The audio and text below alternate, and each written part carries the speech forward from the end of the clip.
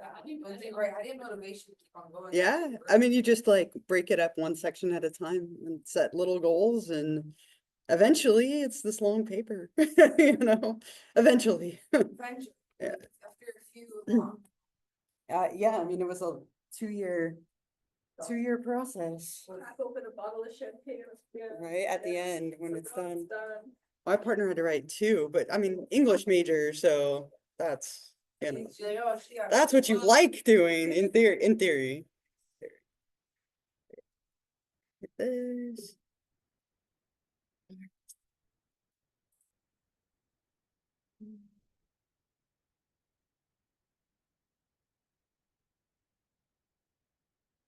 Good morning. How is everyone?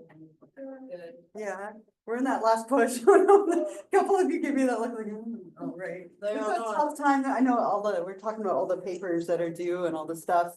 Like another month or so, right? And we're through it, right? It's about what we have left. We're in our last unit, right? So we have schizophrenia, personality disorders, childhood disorders, aging disorders, and then forensic psychology. So kind of some fun topics, I think, to end with, but the last third of our semester, the last third of our class. And before I forget, I do have a guest today who doesn't want me to say that she's here, but my oldest is here with us today, right? She doesn't have to say hi, but she's over in the corner. So we'll move on today. Oh, before I forget here, this as well. So the exam, right? So I graded your exam, obviously, and then like last time, wanted to give you some statistics. So the high score was a 98. The low score was a 64. The average was a 91, and the average amount of time was 59 minutes. So just like the last one, really strong scores, right? The average was an A. There was a little bit more of a range on this one, a couple of like lower scores, but high score of a 98, a lot of A's. A lot of you should feel really, really good about that. We have one more exam, which is our final, and the final is not cumulative. So it's just on this last unit. I've always thought cumulative finals are the worst, so I don't give them. I don't believe in them.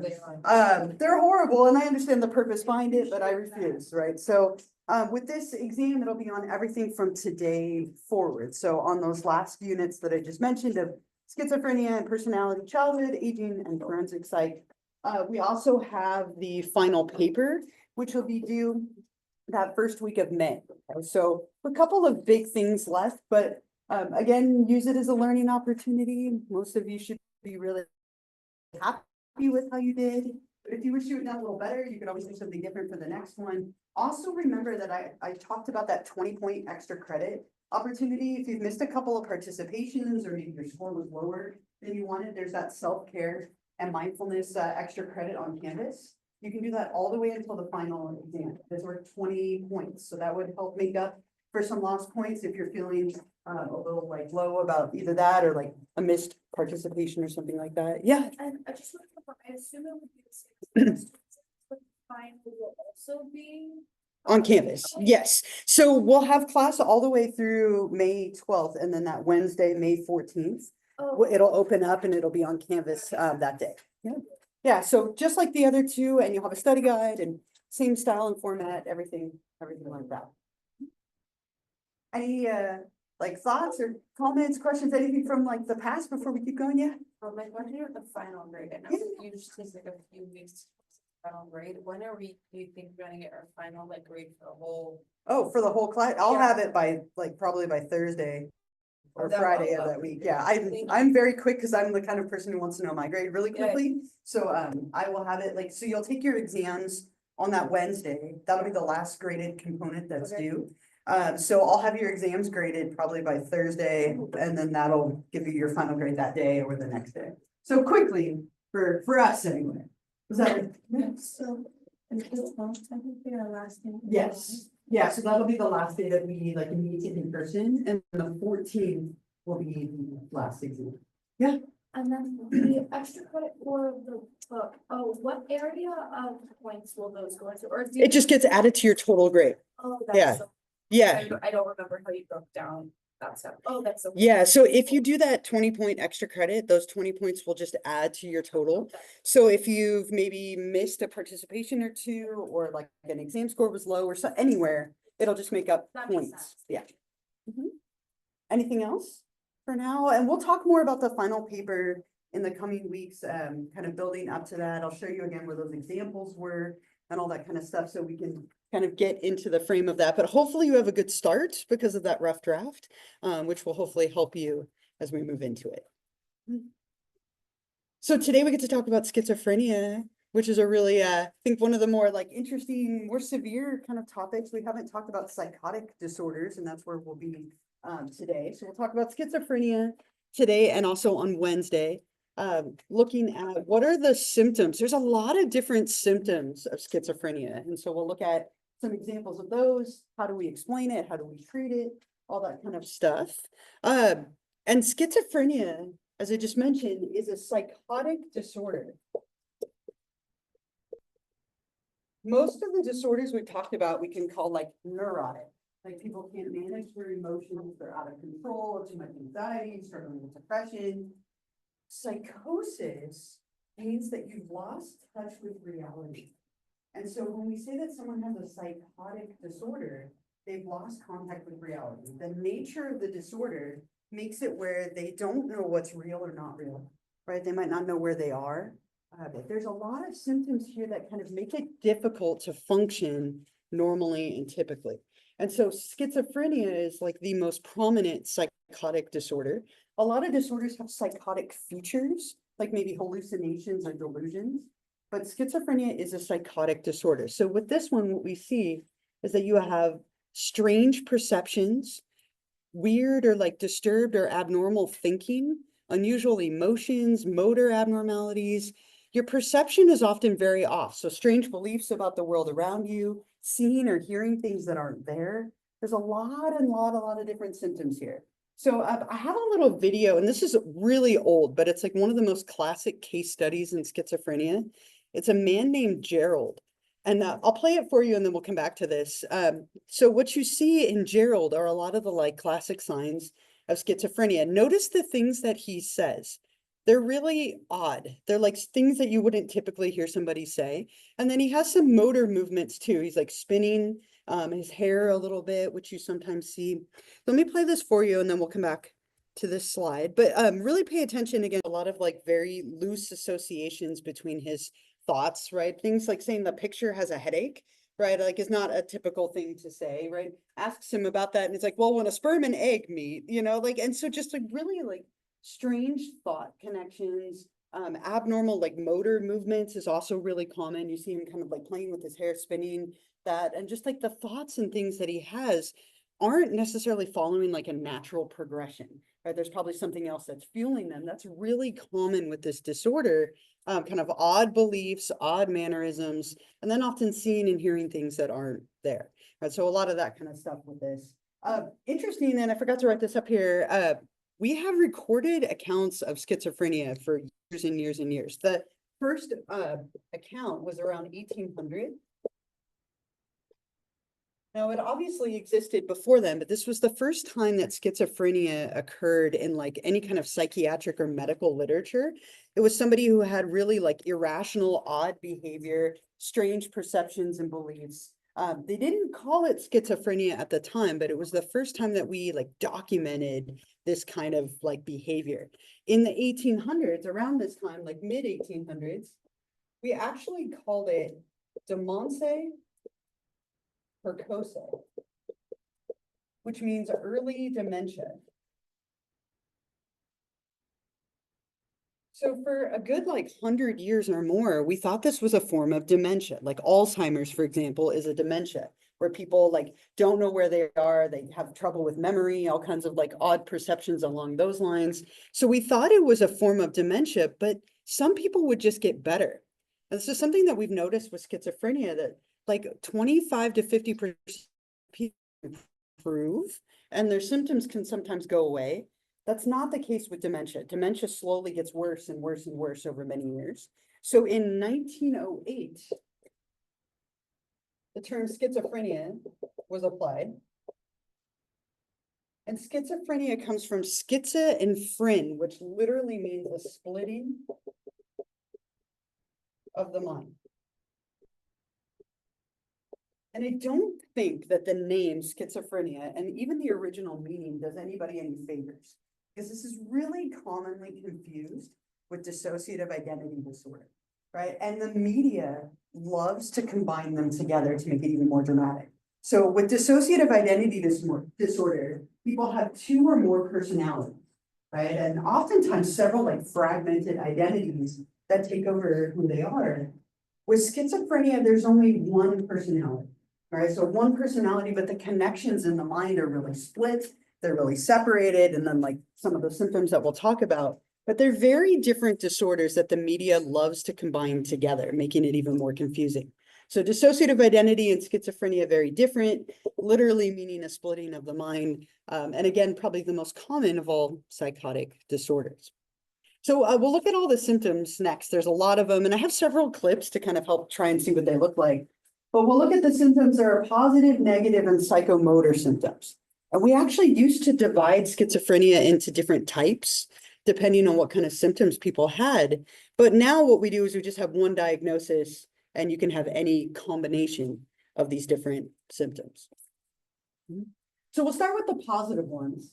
And psychology loves to do this, right? When you hear positive, what do you think? What's the first thought? Good, right? Like it's something good. These aren't the good symptoms of schizophrenia. Positive means additions, like excess.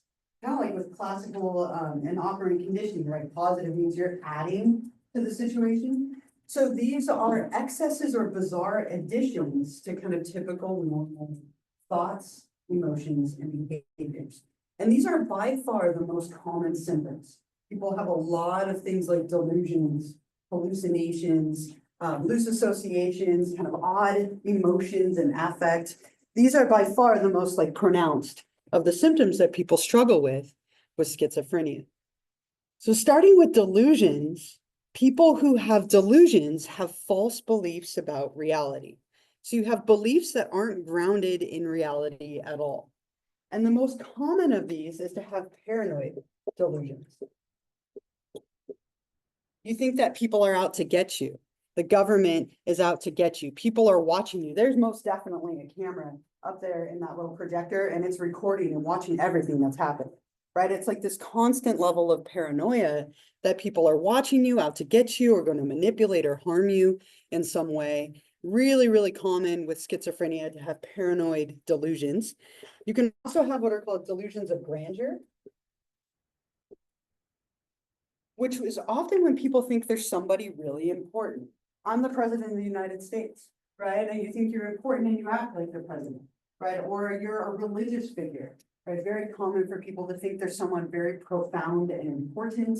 And then you get this kind of inflated sense of like self-worth that can come from it. Very different from being like narcissistic, which we'll talk about in the next unit. It's more that you think you're somebody very prominent and important.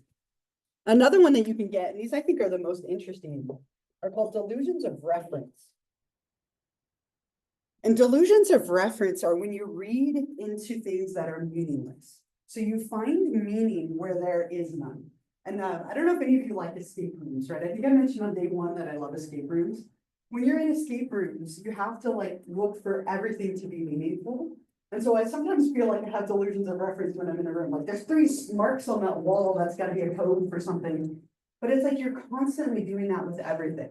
I'm looking around for inspiration, right? So why is there like a little thing on the wall right there? Why did they put that right there on the wall? It's got to be hiding something. See how we have that desk and that desk and that desk? There's a pattern here. If I could just figure out what the pattern of why you didn't sit here, there's something with this. Why is there a hole in the floor right there? Like, what was somebody trying to dig at? Like, it's like that. You just can't turn it off. Now I'm still looking, right? Like, it's hard to turn off once you start, but you're just looking for random stuff. Every random little thing must be meaningful and have a connection to something. People get obsessed with this, and it's just like you can't let it go, and it can fuel everything for you. And there was a movie that I think has a really great example of this. It has Jim Carrey in it, but he's not funny in this movie, which is always kind of odd to see. He's not Robotnik in this movie. But the number 23, if you've ever seen that movie, it's kind of older, like good, like 15 years old. but I'll play it for you, how he brings his son into it at one point, and his son like kind of starts to become part of it. You can actually bring other people into your delusions. It's called a shared delusional disorder, or a folia do is the like technical name for it, where you bring somebody else in and they get sucked into your delusions. Really interesting movie. I hesitate to recommend it. I won't say it's a good movie, but it's interesting. There was a movie called Bug, like I want to say 12 years ago, 13 years ago. And I like creature films like a lot, or like movies along those lines. And I was like, ooh, a bug movie. As long as there aren't too many spiders, could be interesting, right? Because I don't like spiders. Not a single bug in the whole movie, as a side note, but he believes there are bugs in the movie, and he brings somebody else into his delusion. And it's like this whole movie about this shared delusional disorder. Psychologically really, really interesting. I'll write that up there if you're interested. And I've been watching Yellow Jackets, like I'm obsessed with that. I just watched the finale, I won't ruin anything. But if you've ever watched that show, Lottie, definitely some delusions, right? Very like, she definitely has schizophrenia. You see her running out of her medication. And these delusions that the wilderness is out to get them, and they have to like sacrifice for the wilderness, right? Really kind of interesting false beliefs about reality, at least as it stands for now, right? So a lot of examples in film of people having these false beliefs with no basis in reality, whether they're delusions of reference or grandeur or paranoia. Paranoia by far is the most common.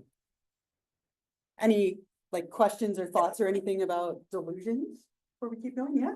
Now that you mentioned Yellow Jackets, Lottie. Yeah. You can see, now I can put together, she's been pulling everybody in to believe what she, her delusions. Yeah. And then as it progresses, they're starting to convince maybe their partner, somebody that they kind of cling to, Yeah. through this, what, like experience or whatever that they're going through, Yeah. but you just see it progressively grow and expand. Mhm. But that makes sense. It puts it kind of, Yeah. under there. It's a trip. I mean, Really interesting, right? 'Cause Uh-huh. it starts off with like, something happens after like there's like a death or a sacrifice.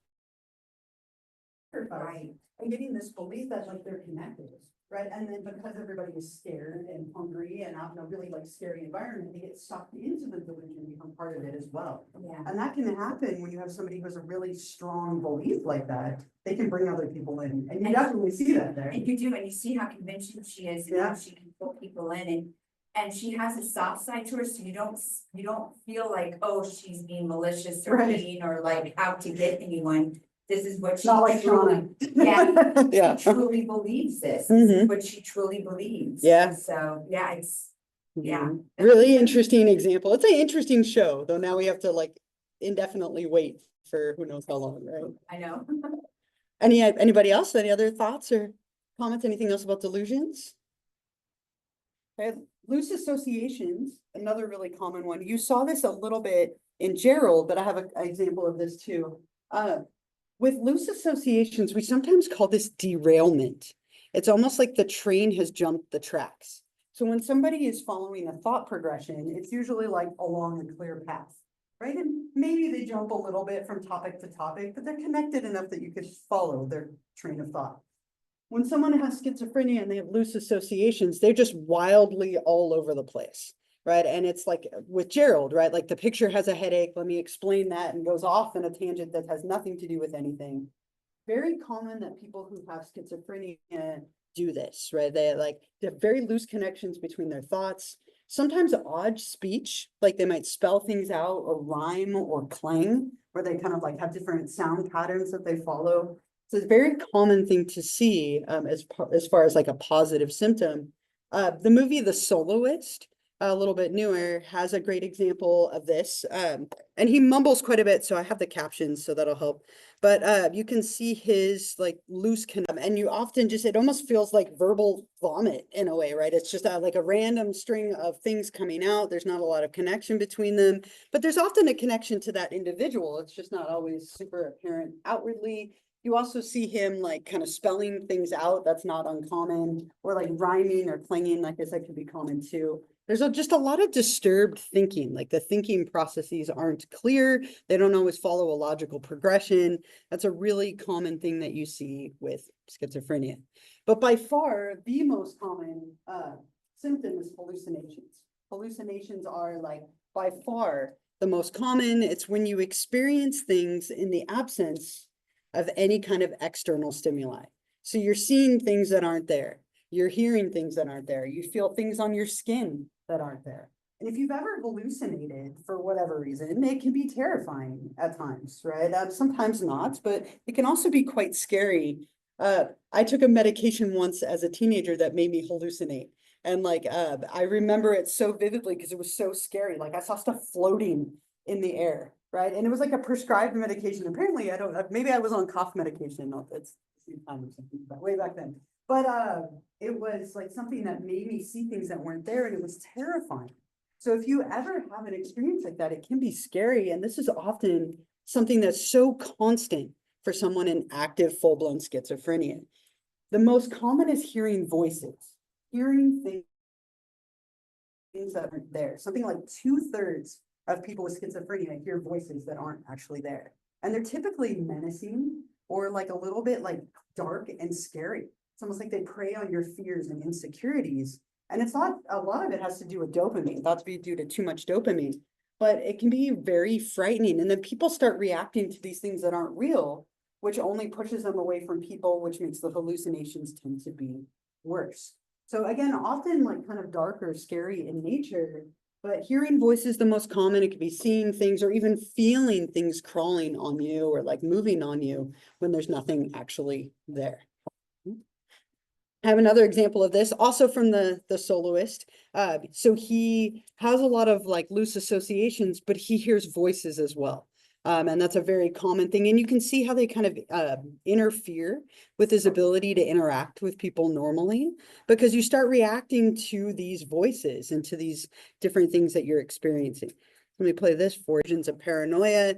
And then you see that he has hallucinations of things, that obviously aren't there. And so he's interacting with these pretend people, these people that he thinks he sees. And so he ends up pushing his wife. That can kind of be how it is, where you're interacting with things that aren't real. He has odd beliefs of like, an implant that dissolved, and that's why I can see this person and you can't. Interesting that it tends to affect people who are very intelligent. That's a very common correlation that we see. So hallucinations, whether it's seeing or hearing or experiencing things that aren't there, very, very common. And that was a beautiful month. Yeah. I mean, so pretty unanimously, like the auditory stuff, like hearing voices is really, really common. The biggest gender difference that we see with schizophrenia is that it starts later for men. That's like really the one key difference that we've noticed. Yeah, so the way that it affects them tends to be pretty similar and equal, but when it affects people is different. So women tend to start younger, like in their 20s, and men, it's often more closer to their 30s in terms of like onset. Not always, but that's like the one big gender difference with schizophrenia. Yeah.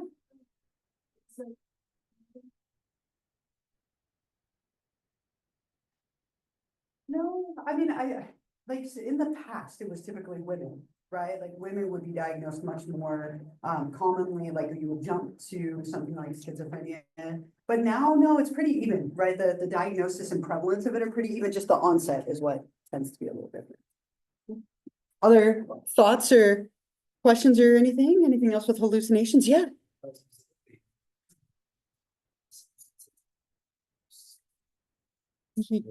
Yeah. It would be like mainly. So we talked about drug-induced disorders. So somebody got drug-induced schizophrenia, and we'll get to causes next time, right? But there's something called the diathesis stress perspective. So the idea is that you were predisposed to get the disorder, but a substance can kind of launch you into it. So typically it'd be things like LSD, marijuana, not as commonly, but it depends on the strain. There are some strains that are much more like, potent or powerful. But it's typically like hallucinogenic drugs that would be the most frequently like pushing you into that level. And typically only if you were predisposed, which you may or may not know, right? We don't have a way to test for it, but if it runs in your family, that would be a good like indicator that you might want to be more careful with those kind of substances for sure. Yeah.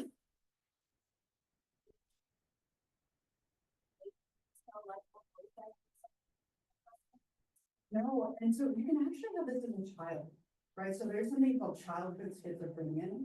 It's really rare because it's very difficult to tell if a child's being creative or if it's legitimate, right? And so you can have childhood schizophrenia, but it's very hard to tell apart because kids oftentimes have imaginary friends.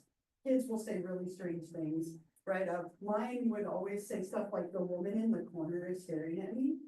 And I'm like, oh, okay, well, we're moving, right? Like, that'd be my instant thought, like, in her room, it was always like there was somebody watching her in the corner, and that would scare me so badly. And it's like, are you just kind of imagining that, or is that real? And it's so hard to get an accurate depiction of that with little kids, but it happens, right? So there isn't a, like, an age where we said we wait till after this.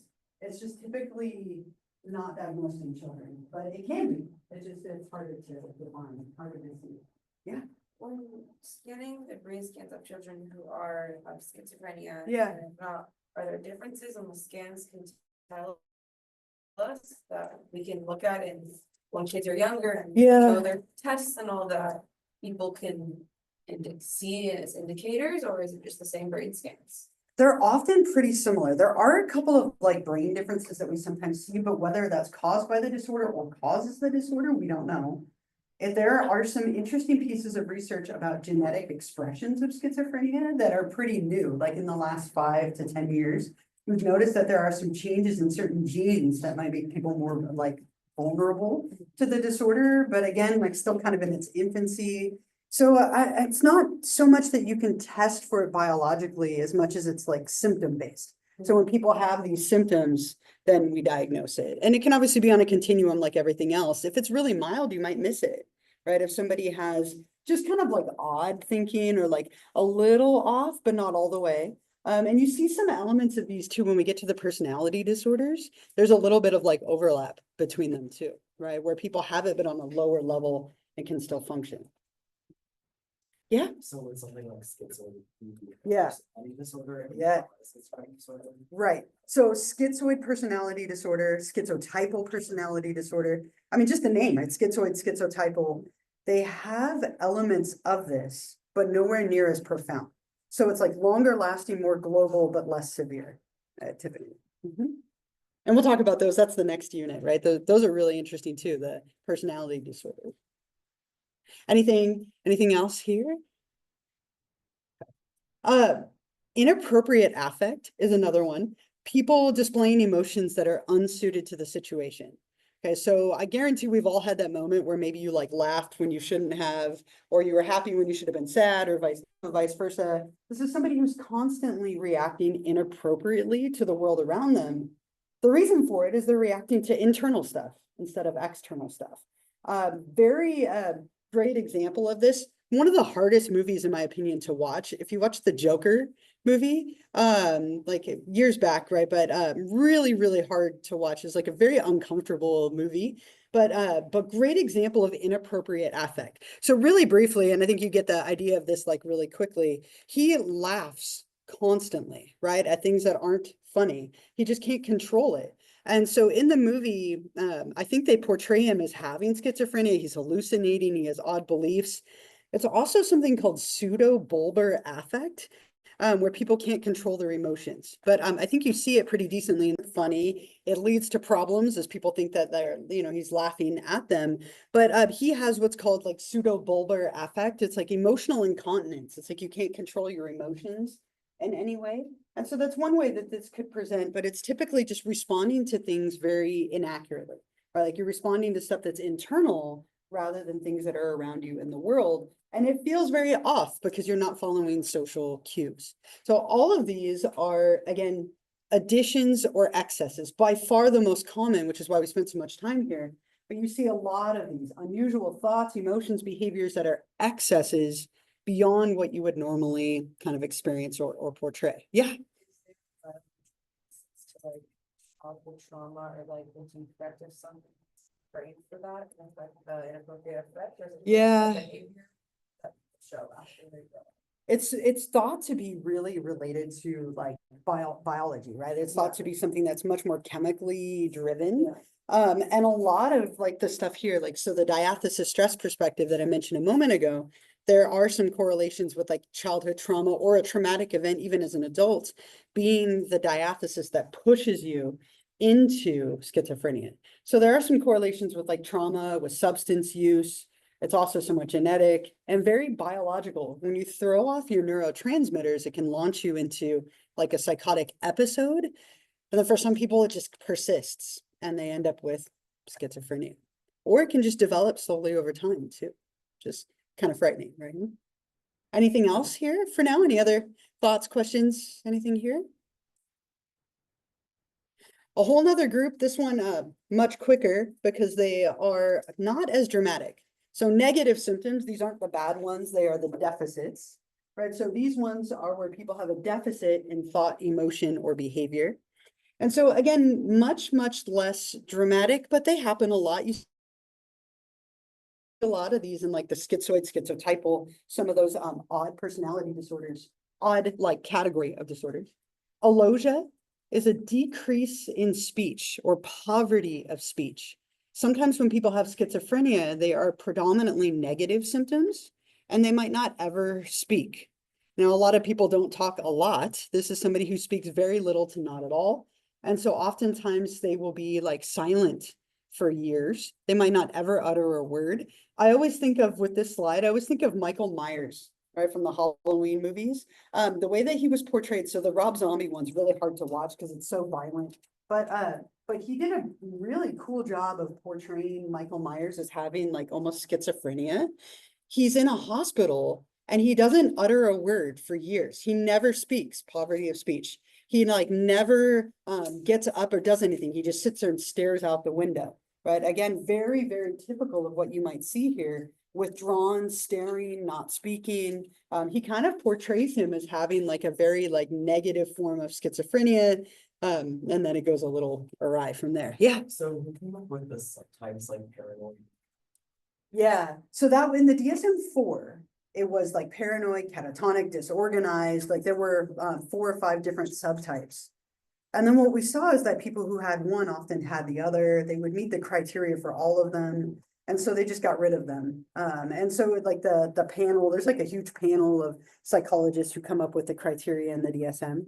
And so they had that, and then they agreed that it was better to just have schizophrenia, and you could specify the symptoms without having to be like pigeonholed into a category. Yeah, because there was so much overlap. Like people would have some of these, but some of the others. So where do you put them? And it ended up being disorganized for like everybody. So flat affect, not a lot of emotion. People who are very like emotionless, right? Almost like stone in a way, very cold. Loss of volition, so you don't do a whole lot. You're just kind of sitting there, right? Or you have like very little like drive or volition in life. And what happens is when you don't have a lot of emotion, you don't have a lot of speech, and you don't do a whole lot, it makes it very difficult to stay in contact with other people and interact with other people. So people withdraw. And the more they withdraw, the more these symptoms get stronger. And it just kind of becomes a fueling cycle where they end up more and more isolated, which makes the symptoms emerge even more. But these negative symptoms, way less dramatic, but also relatively common. And you see a lot of them when we get to schizoid, schizotypal, and a few of the like personality disorders that have these things in them as well. Yeah. So for like the diagnosis, do you have to have like at least one in each category? No, you have to have, I think it's 3 or more symptoms across all the categories and lasting for at least a year. And so, yeah, you can have a mix of symptoms. In the past, yes, it was like within a category, but now it's just across all of these symptoms that were. Yeah. Right. They could have only like delusions, hallucinations, and loose associations, or they could have all of them in this category. And then there's also one more category as well. So you can have within different categories now. It wasn't that way before, but now. Anything else? Here again, these are much less like, I don't know, dramatic in a way, but still prevalent. One more, and you saw this with Gerald. Psychomotor symptoms can also happen too. People have awkward movements, repeated like grimaces or gestures that they make, odd gestures with a private purpose. So maybe somebody going like this constantly, And it looks like it's just random to us, but they're pushing a button, because if they don't push the button, something will happen. Makes me think of Lost, right? But like, they have to push the button, right? And so you have like these private gestures that have a meaning that we don't necessarily know about. You also get interesting things like he was spinning his hair constantly. It's like a psychomotor agitation or playing with his hair. It could be grimaces or movements. There's also something really kind of interesting called catatonia that can happen. People can enter into a catatonic stupor. And this is like an extreme form of, like that, if I go back a slide, it's like an extreme form of loss of volition in a way. People will just sit there and not move for long periods of time. And they can sometimes get stuck in really odd positions, like what you see here in this slide. And so I have a clip of this, which was so hard to find. I was so excited to find this clip from an older movie. But what you get is like this almost like waxy rigidity and flexibility. When people get stuck in this state, you can almost like manipulate their body in a way and move them like they were a statue. Like, and you'll see it in this clip, the guy has his hands stuck up in the air like this. And like, you could literally like move it and it would stay, like almost like it was wax in a sense. People get stuck in these odd positions. And it's thought to be like an extreme lack of volition. Like you didn't even care enough to finish the movement. And whether or not people are aware in this state, we don't know, right? Because when we ask them, oftentimes you get answers like, well, the devil was holding me and I was frozen, right? Because you have the odd perceptions that come with schizophrenia. There was a case of a guy who was walking, he was literally just walking and then he stopped mid-stance, stood there for 4 hours, frozen like that, and then just picked up and continued walking, right? Like it was just this time-lapse video of this guy. Like, there's all these cases of people getting stuck in these weird postures, or stupors, as they call them. And I have an example of this from a movie called Patch Adams. It was an older movie with Robin Williams in it. And there's a character in there named Beanie, and he's stuck with his arm up in the air like this. Very good example of what a catatonic stupor can look like. And there's a scene where Robin Williams, he grabs his hand and he lifts it up and it just kind of stays there and then he pushes it back down. And that's that waxy flexibility that you sometimes get with this symptom.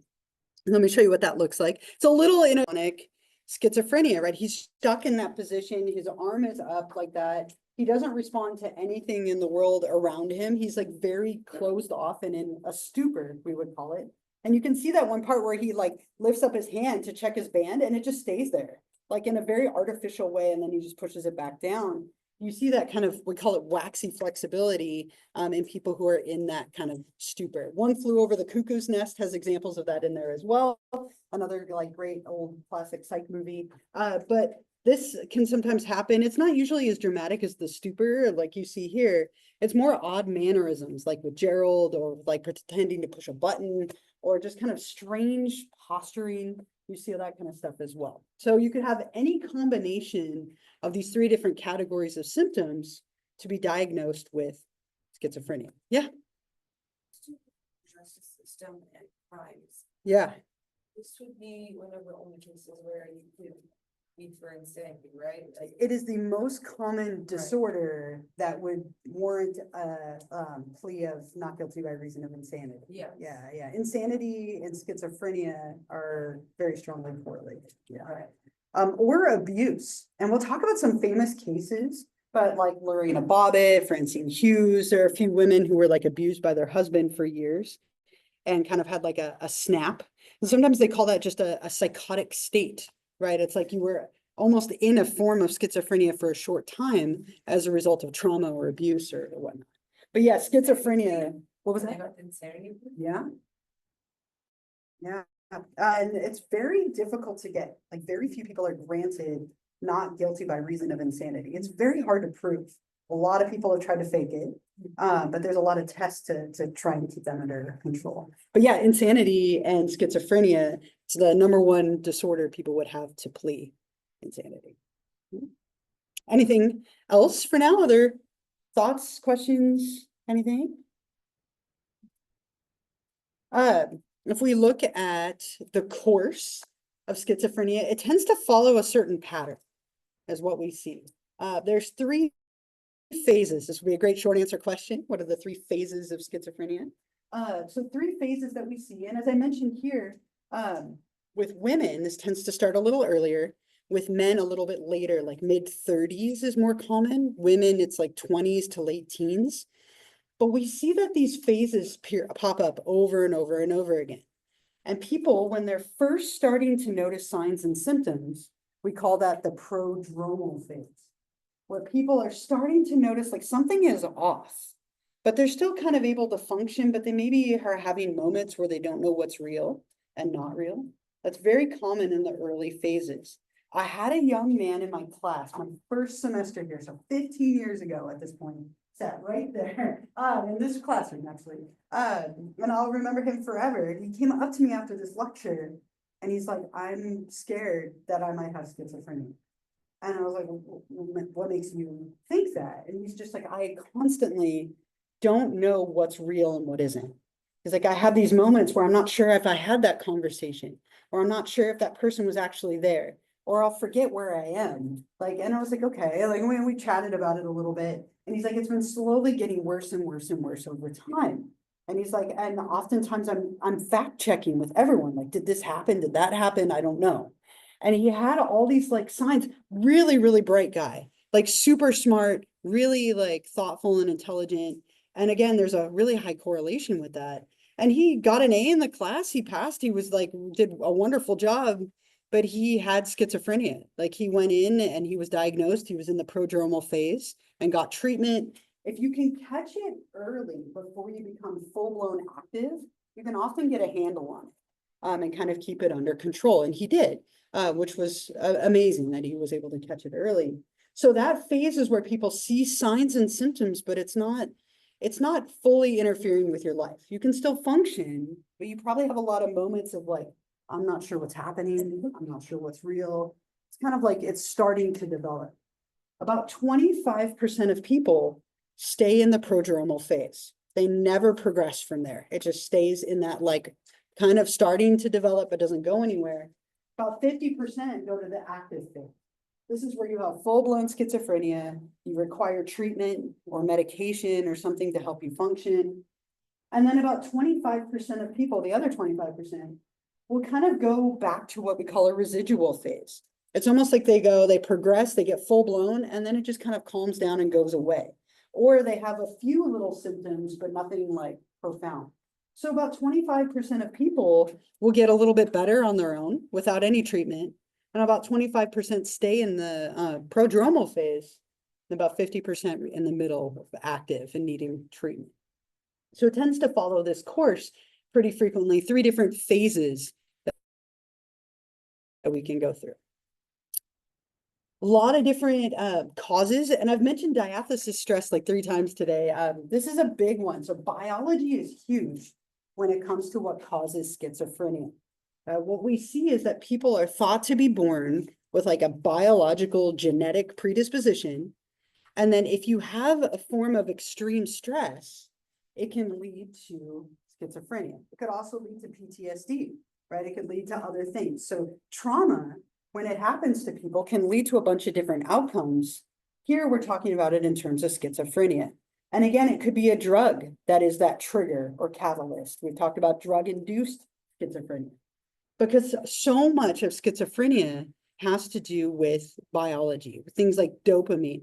Dopamine is a huge culprit when it comes to schizophrenia. People have way too much dopamine, and that's what leads to the hallucinations and the delusions and all those positive symptoms that we talked about. And so when people have too much dopamine, we have to give them a medication to reduce it, which we'll probably talk about next time. So I have a little video that kind of highlights this. Oh yeah, sorry, I didn't see your hand. Oh, I was just say, this part was. Schizophrenia, it's kind of, but a lot of biological causes, right? As he mentioned, and it kind of, they're on the slide, but I wrote them up here too, right? So we see genetic factors, right? We see that there are some like ideas about prenatal factors, a lot of neurotransmitters. Dopamine is the biggest culprit, but we also see glutamate and serotonin playing a role. And then some brain structure stuff, kind of like you were asking earlier, but we don't always see it. But sometimes we see enlarged ventricles, the hippocampus and the temporal lobes can sometimes shrink, see abnormal brain and blood flow. So we see a lot of biological stuff playing a role. And this is why medication is so common for this disorder, right? Really, the only way to treat schizophrenia is through medication, right? Because we need to get these things under control, because that's what's causing all of these odd perceptions and beliefs and behaviors. And so medication is really like kind of the main treatment. Yeah.